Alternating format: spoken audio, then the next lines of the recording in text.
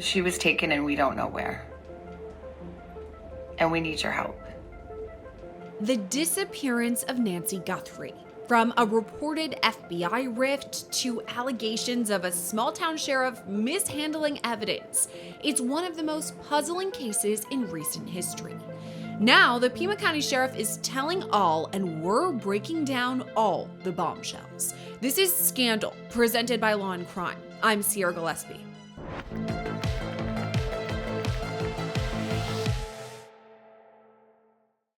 It's now been more than 100 days since Nancy Guthrie seemingly vanished into thin air. From afar, it seems like the search is still at a complete standstill, but according to the sheriff heading the investigation, that's not the case.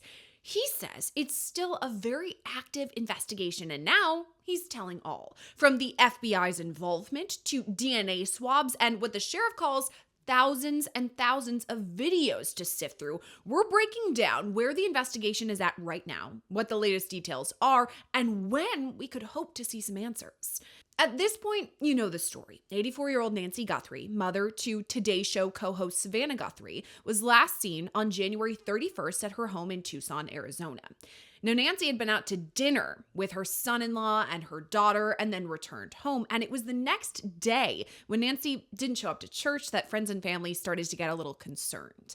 That's when Nancy was reported missing. And since then, there's been a lot of information that's come forward, like the now infamous security camera video taken from outside of Nancy's home and a glove that was found nearby. But even with these seemingly strong leads, we still don't know what happened to Nancy or where she is.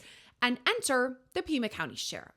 Now, our booking team here at Law&Crime has reached out to him, hoping to sit down one-on-one, ask him all of our burning questions. So far, we haven't heard back, but we do know he has spoken exclusively to People magazine. He told them, quote, "There's frustration because people want to know, but this is just like any other case. Sometimes you solve them within hours or days. Sometimes it takes a long time. My team, I've said all along, they're going to solve this. I fully 100% believe that." But the question is, how will they solve it? According to the sheriff, his team is still getting lots of help from the public. He said, quote, "Right now, I think our focus is on the tips, the leads, and the evidence we have in front of us. Digitally, the camera footages, as well as biological, the DNA, and those type of things." And that's something we see a lot in almost all of our cases. There are security cameras and CCTV everywhere, and a lot of people have Ring or Nest cameras outside of their homes, and all of that evidence is really good, but it can be overwhelming. Back to the sheriff, he said, quote, "There's thousands and thousands of video out there from intersections and Ring cameras that we have to catalog. Maybe it's all the white trucks are over here, all the red sedans are over here. You've got to have it so that when you do find a suspect, hey, the suspect is John Doe. We got him. Now we go and say, well, what else do we know about John Doe?"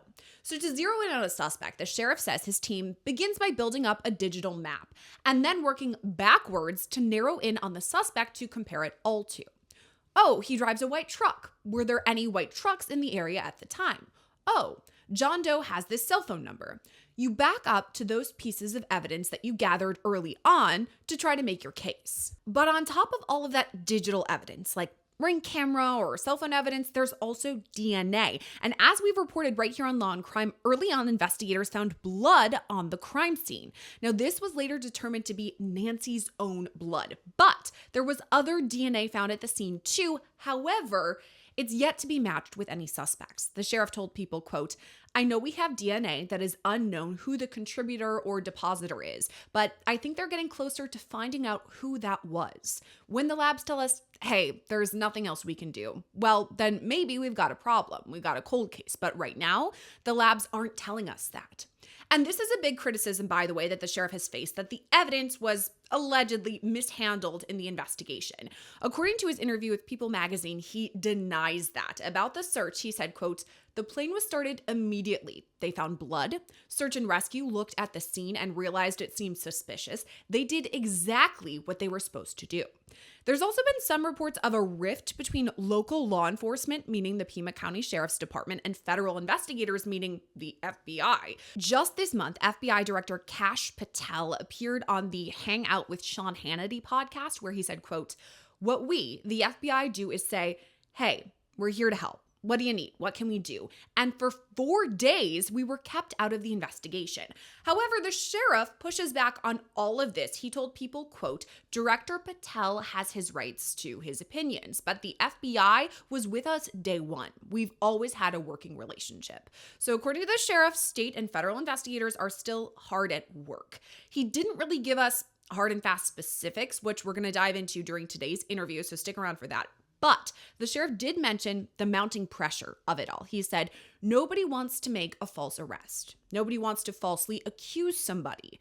At some point in time, someday, we may have somebody in a courtroom that deserves his or her right to have a fair and impartial trial. The way you get that is through a fair and impartial investigation.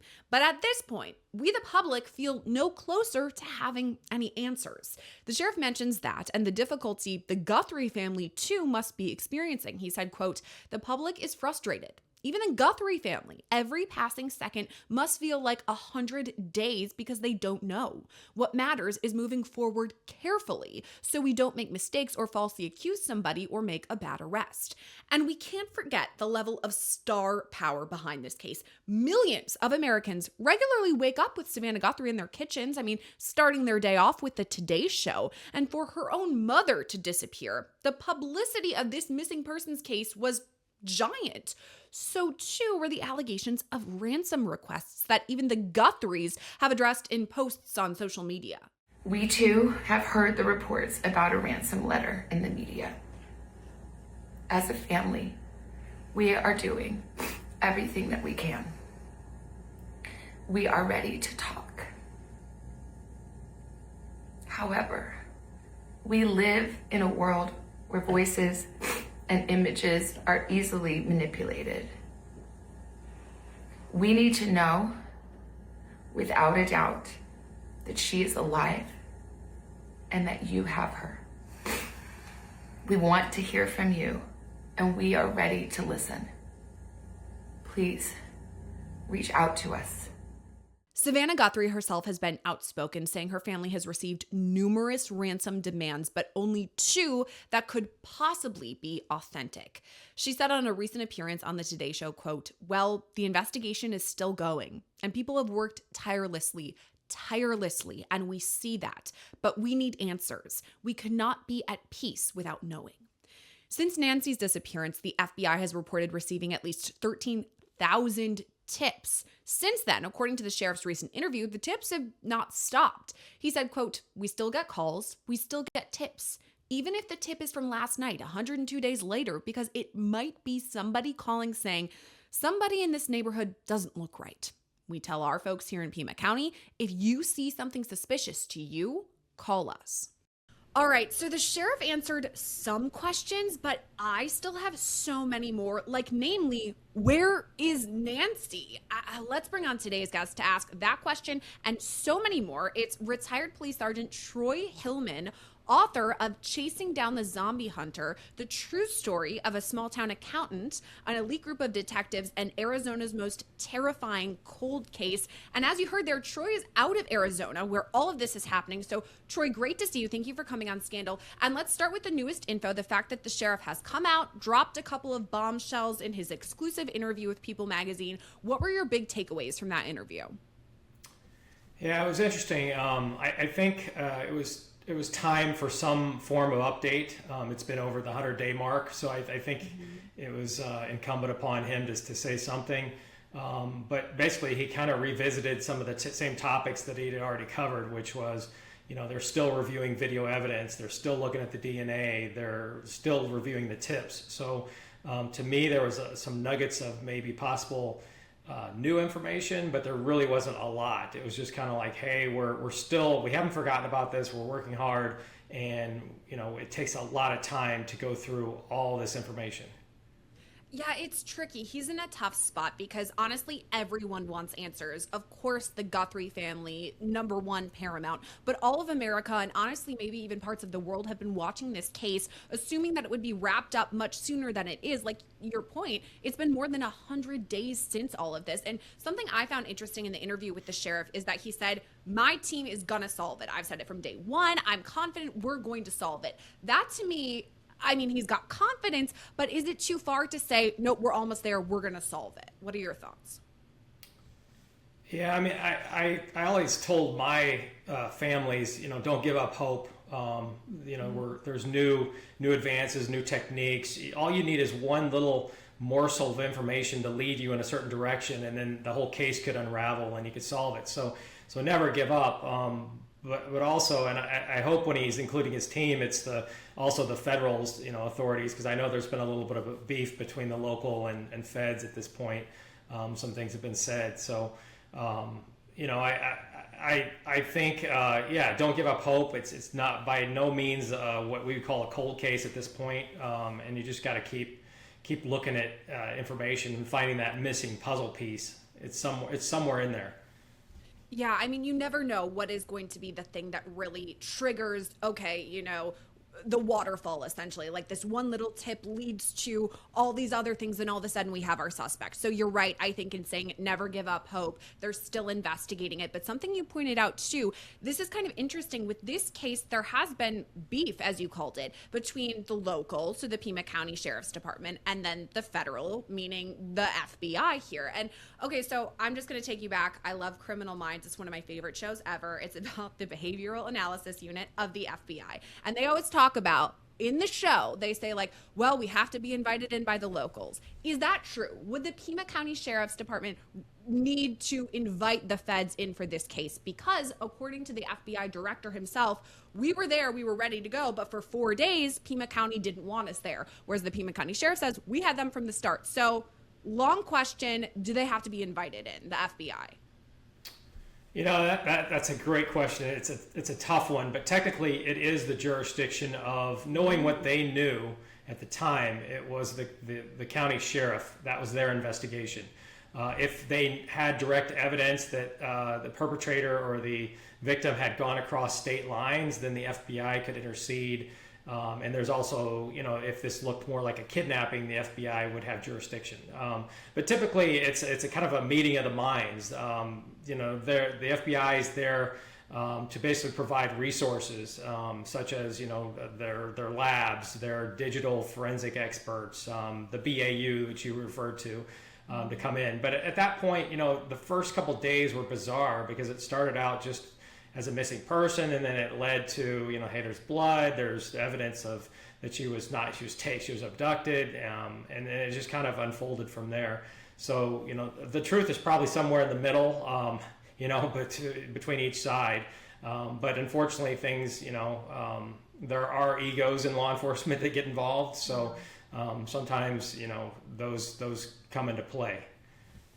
It's tricky because, to your point, when this first started, a lot of people were thinking, okay, this is an 84-year-old woman. We have something in our country, called Silver Alert, where it's somebody who maybe has, dementia or Alzheimer's. We've seen this where, they get lost or they get confused or they're sundowners. So at first, everyone kind of was like, okay, does she maybe, does she have dementia? Does she have something?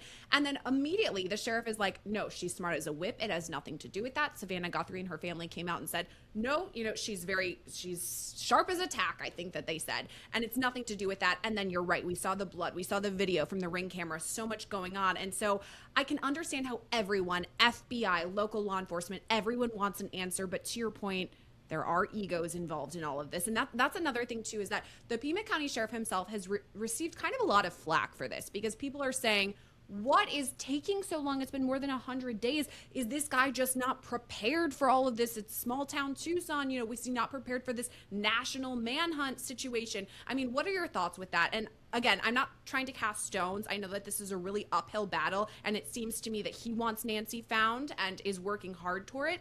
But what do you think about the criticism that he's faced? Yeah, I think he was put in a bad spot from the start. I know if it was me personally, I would have had probably my public information officers who are more adept at speaking to the media, cover a lot more of the detailed and the nuances of the investigation, and I kind of would have stayed high level had I been the sheriff. But then again, that's my opinion. So I think he was trying. I think he's genuinely a good guy, and he's trying to put out information as best he can. And I think at the beginning maybe he put out a little bit too much because there is a delicate balance between, you don't want to put out too much because it sends the investigation down certain tunnels or certain avenues that you don't want it to go.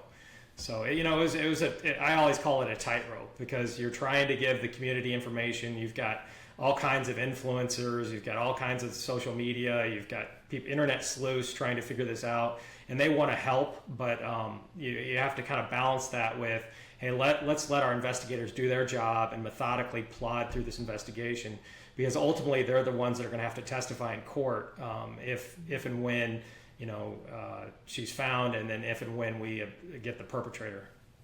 Yeah, and that's something that the sheriff said too in his interview is, we have to maintain the integrity of all of this, because let's say this does go to a courtroom one day, if there's a trial, to your point, these people are going to have to testify that they follow the protocol, they follow the procedure. So, in the end, everyone wants justice. If there is some sort of criminal case here, we need to make sure that everything is right. And I guess when I'm hearing about this, it kind of jogged my memory when you were talking about, walking that tightrope.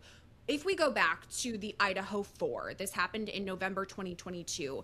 4 college kids are murdered. If you recall from that time, everyone was like, what is going on? The Moscow Police Department, get your stuff together, you guys. Like, you're giving us nothing. And then all of a sudden they're like, oh, a month later, we've had this guy, Brian Koberger. We've been searching after him for a long time. We just couldn't tell you, the public. So I'm wondering, is it possible that it's something like that we, the public, are like, oh my God, Pima County, get it together, when in reality they have more info than they're letting on? Yeah, totally. We probably know 25% of what they know, and that's by design. It's not they're trying to be malicious or trying to not communicate with the community, but they're trying to hold back because what they don't want is somebody to go try to put themselves in danger. If they were to leak who the perpetrator was, they would maybe go and confront them, and then that would be a bad situation. So you want to let the police do what they do and what they're trained to do, and methodically do it. So I've never thought, I think they're working diligently on this case. I think they've pulled in the resources they've needed to work it, and so that's never been a question to me. But again, that's based on my law enforcement background. And honestly, the sheer amount of tips that they've received, it's in the thousands that they have. The sheriff himself said, we're going through thousands and thousands of video. So to me, I mean, even part of that, it's been 100 days and people are like, okay, the clock is ticking, but is it just potentially that there's an overwhelming amount of evidence? I mean, even for my job, sometimes I have to go through videos and body cam, for instance, it can be hours and hours. And if you're going frame by frame, because anything could be a clue, I mean, could that be what's taking so much time? Yeah, absolutely. And I go back to the canal murders that we spent 3.5 years as a cold case group solving. We had around about 1,000 tips on a list, and trying to go through each what we call creepy guy and vet them out and say, hey, do we want to go get this guy's DNA? Do we not? It takes a lot of time, because you don't want to miss anything, but you also have to keep moving forward. So yeah, it's massive, and the amount of cameras that are out there now in streets, intersections, and businesses and residences, you have to look through each one of those, and it takes a tremendous amount of manpower to pour through all that. And then the tips that come in, because some of them are just downright silly, but other ones have some meat, or if they've called back several times and have further information, those need to be looked at more. So my guess is, they're just going back through that list and saying, okay, let's isolate the ones that are really good, that we need to go back and revisit. It's tough because it's so great that everyone has Ring cameras. I mean, it has helped solve so many crimes, and we have things caught on cam and, the CCTV, everything great. But at the same time, to your point, overwhelming with the amount that they have to go through. I mean, I'm just thinking about the city block outside of my house. The amount of cameras that are out in, this one block would be at least a dozen. So, I mean, it's hard when you're talking about such a long time frame and going through there's just a lot to go through. And I guess now the questions I have to ask you are a bit more asking you to speculate, because we're talking about somebody who may have done this. With your background, for profiling a suspect or suspects, what type of person do you think would have done something like this? This one's one of the most challenging investigations that I've ever kind of read about. And again, I don't have the case file. I don't have access to all the information they have. So it's really hard for me to say. But looking at the video, if that truly was the abductor, it looked kind of junior varsity in terms of the stuff he was wearing, how he was wearing things. The holster, the gloves, trying to cover the camera. So to me, that it's odd. I find it so odd that nobody called in saying, hey, I know who that is. I know how they walk. I know, the eyebrows. I know, that person shops at Walmart where the stuff was allegedly purchased. To me, that's just odd that nobody, and that may speak to he's from out of town. There's different paths you could go down. I mean, this could go, any different direction. This could be, I have to look at motive. And to me, I keep coming back to the motive would be something with Savannah, because she's famous. And then somehow in her life, and I, again, don't want to blame her, but I've heard speculation about this, but somehow somebody wants to get even with her or wanted to stop her from doing something, or, that to me would be the motive. It's so hard, because I'm not going to say the same job as her at all, but I also am a reporter front facing, and just from people who are in my Instagram, DMs or comments, sometimes people feel like they know you, or some people feel like, we're pals. Some people hate these, and she is on this national, if not international stage, in people's living rooms, in their kitchens. So maybe people do feel like they really know Savannah Guthrie. She, people know where she's from. She has a whole Wikipedia page. They can go back and look at her mom, who was on the Today Show, and not her fault at all, but it makes things a lot more complicated. And I guess that leads into the toughest question I can ask you here is, what do you speculate happened? I mean, some people have talked about Mexican involvement. Also the desert of Arizona. Could Nancy be there? I mean, there's so many different routes that this could go. What are just your thoughts? Well, I just know that trying to move whether or not she was alive when she left the property, but everything I read was she was not very ambulatory, able to walk really well. So trying to move her to a distance, she had to have been moved to me in a car. It's bizarre that nobody, no Ring cameras in the neighborhoods picked up that car. Maybe it has. I don't think she was dragged out in the desert. That would have been considerably difficult. I think she was maybe put in a vehicle and transported. That would be my thought.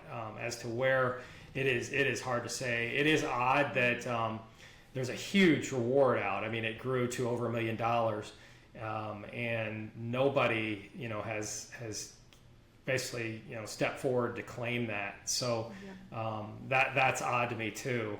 There's just so many odd pieces to this investigation that hopefully it'll all eventually they'll put it together somehow. It's hard to say if Nancy's safe at this point. It's not looking good because of her medical history and her need for medicine, but who knows. But hopefully, resolution, she'd come back alive, and then you'd find the perpetrator and you'd hold them accountable, and then we'd have the missing pieces of this puzzle. But yeah, this is a I'm just gonna say it's a hell of an investigation. No, it really is. And I mean, to your point, we have seen miracle cases. Elizabeth Smart was rescued after almost a year. J.C. Lee Dugard, I think, was 18 years. And then, these perpetrators were able to be prosecuted. So miracles do happen. It's possible. And I hope for a positive resolution for the Guthrie family, because must have been, and ongoing is just really, really tough to have to talk about. Or really, like you said, a hell of an investigation, a crazy, crazy case. Troy Hillman, thank you for coming on Scandal and talking with us about it today. Yeah, thank you for having me, Sierra. If you have any information about the whereabouts of Nancy Guthrie or have any sort of tip, please report it to the Pima County Sheriff's Department or the FBI. And if you want to do a full deep dive into this case, make sure to download the Law&Crime Plus app, where we have all of the Guthrie case files there for you to go through. And that is where today's episode of Scandal leaves us for now. If you like what you saw and you want to see more or connect with me on social media, you can find me on places like Instagram at Sierra Gillespie. Thanks for watching today's episode of Scandal. As always, I'm your host, Sierra Gillespie, and I'll see you next time.